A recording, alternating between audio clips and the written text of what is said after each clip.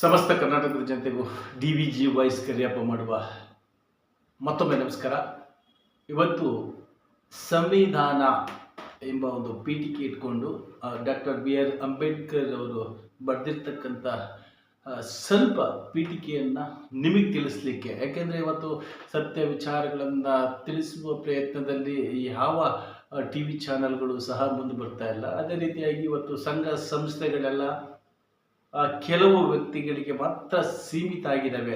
ಇವತ್ತು ಎಕ್ಸ್ಪೆಷಲಿ ಇವತ್ತಿನ ಪತ್ರಿಕೆಯಲ್ಲಿ ಎಡೆಯಲ್ಲಿ ಗಣೇಶ್ ಅವರು ಬಹಳ ಸ್ವಚ್ಛವಾಗಿ ಒಂದು ಹಿತನುಡಿಯ ಮೂಲಕ ತಿಳಿಸಿದ್ದಾರೆ. ಏನಪ್ಪ ಅಂತ ಹೇಳಿದ್ರೆ, ಸರ್ಕಾರಿ ಶಾಲೆಗಳು ಉಳಿಬೇಕು. ಸರ್ಕಾರಿ ಶಾಲೆಗಳು ಉಳಿಯೋದ್ರಿಂದ ಪಾರಂಪರಿಕ ಅಂದರೆ ನಮ್ಮದು ಕಲೆ, ನೆಲ, ಜಲ, ಭಾಷೆ, ಸಂಸ್ಕೃತಿ ಅಂತ ಹೇಳ್ತಾರಲ್ಲ, ಈ ರೀತಿಯಾಗಿ ಅವೆಲ್ಲ ಇರಬೇಕು.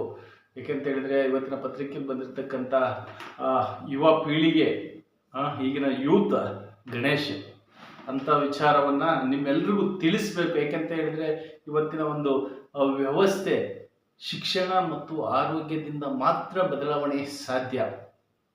ಇವತ್ತು ಸರ್ಕಾರಿ ಶಾಲೆಗಳಲ್ಲಿ ಸವಲತ್ತುಗಳು ಸಿಗ್ತಾ ಇಲ್ಲ ಅಂತ ಹೇಳಿ ಪೋಷಕರು ಪ್ರೈವೇಟ್ ಸ್ಕೂಲ್ಗಳಿಗೆ ಮೊರೆ ಹೋಗಿದ್ದಾರೆ. ಕಾರಣ ಶಿಕ್ಷಕರ ಕೊರತೆಯಾಗಿರ್ಬೋದು, ಅಲ್ಲಿರ್ತಕ್ಕಂಥ ಆಟ ಉಪಚಾರಗಳ ಒಂದು ಕೊರತೆಯಾಗಿರ್ಬೋದು, ಅಥವಾ ಅಲ್ಲಿ ಅದೇನೋ ಹೇಳ್ತಾರಲ್ಲ, ಅದೇ ಹಳೆ ಕಟ್ಟಡ, ಅದೇ ಹಳೆ ಮನೆ, ಕೆಲವೊಂದು ಭಾಳ ಕೊರತೆಗಳಿದ್ದಾವೆ ಸರ್ಕಾರಿ ಶಾಲೆಗಳಲ್ಲಿ. ಆಮೇಲೆ ಹೊಡೆಯೋದಾಗಿರ್ಬೋದು, ಬೈಯೋದಾಗಿರ್ಬೋದು, ಇನ್ನೂ ಬಹಳ ಕೊರತೆಗಳಿದ್ದಾವೆ. ಆಮೇಲೆ ಸರಿಯಾದ ಸಮಯಕ್ಕೆ ಟೀಚರ್ಸ್ಗಳು ಬರಲ್ಲ ಎಂಬುದು ಬಹಳ ಒಂದು ಕಂಪ್ಲೇಂಟ್ಸ್ಗಳಿದ್ದಾವೆ.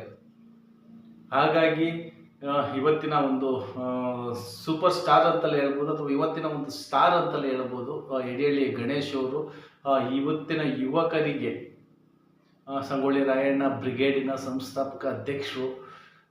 ಇದೇ ರೀತಿಯಿಂದ ಪ್ರತಿಯೊಬ್ಬರೂ ಸಹ ಉತ್ಸಾಹಿ ಯುವಕರ ಮಾದರಿಯಾಗುವ ರೀತಿಯಲ್ಲಿ ಜೀವನವನ್ನು ನಡೆಸಬೇಕು ಅಂತ ಹೇಳಿದ್ರೆ ಪ್ರತಿ ಸರ್ಕಾರಿ ಶಾಲೆಗಳು ಯಾವ ಪ್ರೈವೇಟ್ ಶಾಲೆಗಳಿಗೂ ಕಡಿಮೆ ಇಲ್ಲ ಅನ್ನೋ ರೀತಿಯಲ್ಲಿ ಮುಂದುವರೆದ್ರೆ ಮಾತ್ರ ಬಡವರು ಮಕ್ಕಳು ಸರ್ಕಾರಿ ಶಾಲೆಯಲ್ಲಿ ಓದ್ತಾರೆ, ಸಾಹುಕಾರ ಮಕ್ಕಳು ಸಹ ಸರ್ಕಾರಿ ಶಾಲೆಯಲ್ಲಿ ಓದ್ತಾರೆ. ಬಡವರು ಸಾಹುಕಾರ ಮಕ್ಕಳು ಇಬ್ಬರೂ ಸಹ ಸರ್ಕಾರಿ ಶಾಲೆಯಲ್ಲಿ ಓದೋದ್ರಿಂದ ಸಮತಟ್ಟಾದ ಅಥವಾ ಸಮಾನ ಮನಸ್ಕರ ರೀತಿಯಲ್ಲಿ ಬೆಳೀತಾರೆ.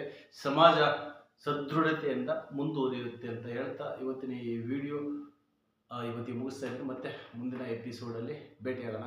ನಮಸ್ಕಾರ.